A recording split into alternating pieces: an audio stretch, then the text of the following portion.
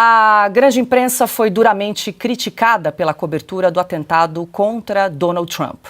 Para o jornal o Globo, Trump caiu do palco durante comício na Pensilvânia com sangue no rosto. A Globo News foi na mesma linha. Estados Unidos, Trump cai durante comício de campanha. O G1 informou o seguinte: comício de Trump é interrompido após supostos sons de tiro. Mas não foi só o Grupo Globo que agiu dessa forma. A Jovem Pan destacou em seu canal no YouTube: Trump sofre ferimento na orelha em comício na Pensilvânia. A manchete da Folha de São Paulo foi a seguinte: Trump é retirado de comício após sons similares a tiros. Ex-presidente passa bem, diz campanha. No UOL, a manchete foi a seguinte: barulho interrompe comício de Trump. Ex-presidente aparece sangrando. O Estadão praticamente culpou Trump pelo atentado que sofreu. Informou o jornal em trecho do editorial, aspas: não se pode dizer que era imprevisível em um contexto no qual o recurso à força das armas tem sido estimulado pelo próprio ex-presidente como meio de afirmação política desde o fatídico dia 6 de janeiro de 2021, fecha aspas. Augusto Nunes, boa noite. Esses são só alguns recortes aqui que a gente separou. O não é administrado pela direita, vai atirar no presidente que representa a direita. Pois é, são muitas controvérsias. Então vamos começar agora só. Paula, boa noite. Grande Carlo Cauti, Piotto, querida Ana, que bom ter você por aqui. Boa noite a você que nos acompanha. Olha, me perguntaram há alguns anos, aí quando eu parei, não quis mais exercer cargos de chefia, perguntaram, por que você não quer mais? Eu fiz as contas, eu fechei entre primeiras páginas e capas de revista, eu fechei mais de 7.000. E evidentemente atentados apareceram em algumas. Atentados ocorrem no mundo e ocorreram no Brasil. A gente sempre acha que não vai acontecer mais, né? Que é uma coisa bárbara demais para continuar interferindo nos rumos do mundo, mas acontece. Né? A minha infância foi marcada pelo atentado do que matou o John Kennedy.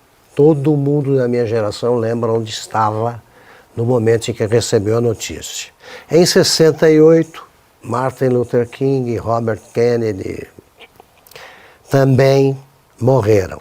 No Brasil, a gente teve a morte, o atentado contra o Pinheiro Machado, o senador, que era uma grande figura da República, é tido como o homem que dava ordens a presidentes. Isso foi em 1917, 18, não me lembro exatamente o ano, mas ainda na infância da República.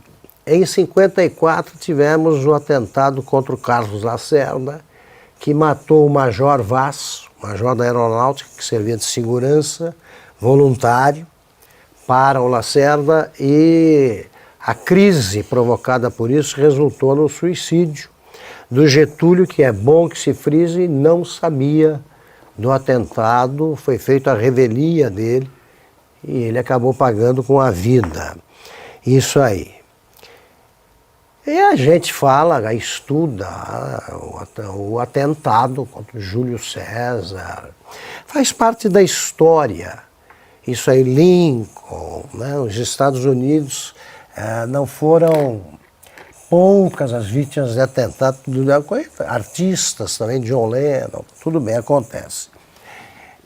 Eu estava vendo, quando começaram essas desinformações, se desinformação é crime, isso aí é prisão perpétua. Porque eu não entendia nada. Eu não entendia mesmo. O que aconteceu? Eu estava em Taquaritinga, eu estava procurando ali notícias e vi essas coisas. Eu falei, mas vem cá, houve ou não? Por quê? Aí eu me dei conta de que, desde o primeiro atentado até este último, você conta em centenas, talvez milhares pelo mundo. Você pode usar 10 palavras no máximo para noticiar isso aí. É mais ou menos assim. no atentado. Fulano morre em atentado. Atentado mata fulano. Atentado mata tantos. Fulano escapa de atentado. Sempre cabe em uma linha de jornal e em 2 de revista. Isso aí que foi feito pela imprensa brasileira e também por vários órgãos da imprensa mundial é sem precedentes.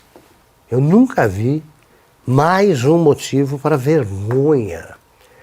A vergonha que eu sinto de ver não só gente da minha geração, mas os redatores de primeira página. Todos sabem, porque recebem ordens, que eu nunca recebi, nunca permiti que isso acontecesse, quem orienta é o número 1. Se não tem patrão, é o número 1 da redação. Mas você escreve na manchete, o pessoal lá, quando eu trabalhei no Estadão, 0 Hora, Jornal do Brasil, eles escreviam a primeira manchete, a manchete que eu determinava. Passava por mim. E era assim. E se eu fizesse isso, é porque eu tinha recebido e acatado uma ordem escrota, essa é a palavra, do dono do jornal. Não existe dono de jornal nem no Globo, hoje, nem na Folha, nem no Estadão. Então é o responsável pelos editoriais, ou o diretor. Pouco me importa se eu tenho ou não ligações com eles, nem sei direito quem está trabalhando em redações. Mas isso é motivo de vergonha. Ninguém, começando por eles, acredite em som parecido com tiro. Suposto, peraí, o tiro é referência. Você diz um barulho parecido com tiro, como você ouve um rojão no ovo, você ouve alguma coisa diferente, porque o tiro é referência, ninguém se engana com o barulho do tiro. Jornalista que cobriu qualquer roubo, assalto, treino de policial sabe qual é o som do tiro.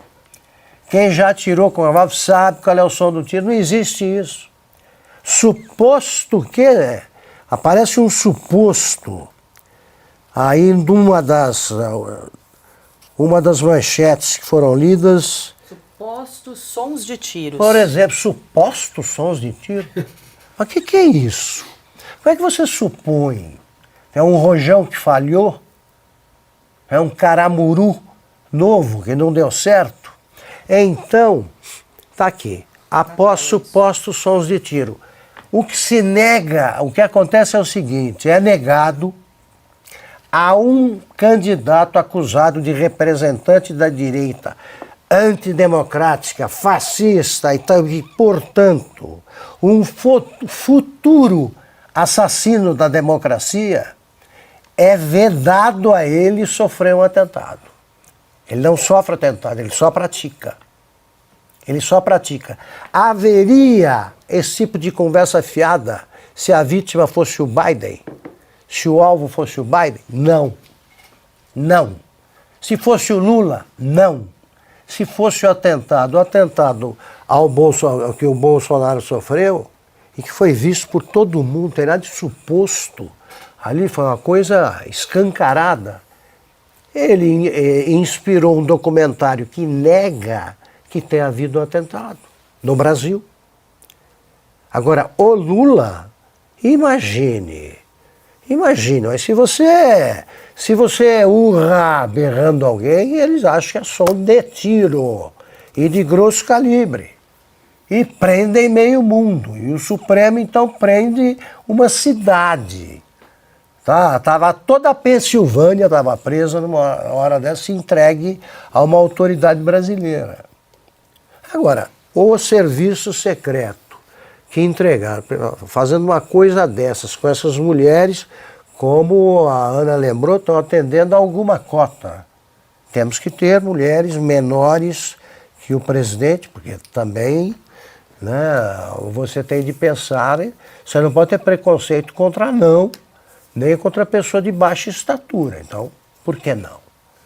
Agora, me bota uma coisa dessas, quando a gente vê que, apesar da experiência e da competência dos agentes que nós vimos em ação, no caso do Kennedy, por exemplo, apesar disso acontecem coisas desse tipo, você bota aquelas mulheres, tá? Que aquilo sim, eu acho que aqui é o suposto revólver. Essas não sabem nem onde botar no coldre. Enquanto você via os agentes, no caso do Kennedy, eles estavam em ação. E não conseguem. Eu vi há pouco tempo como é que funcionam as novas miras. Fiquei impressionadíssimo. Não há como errar, quase.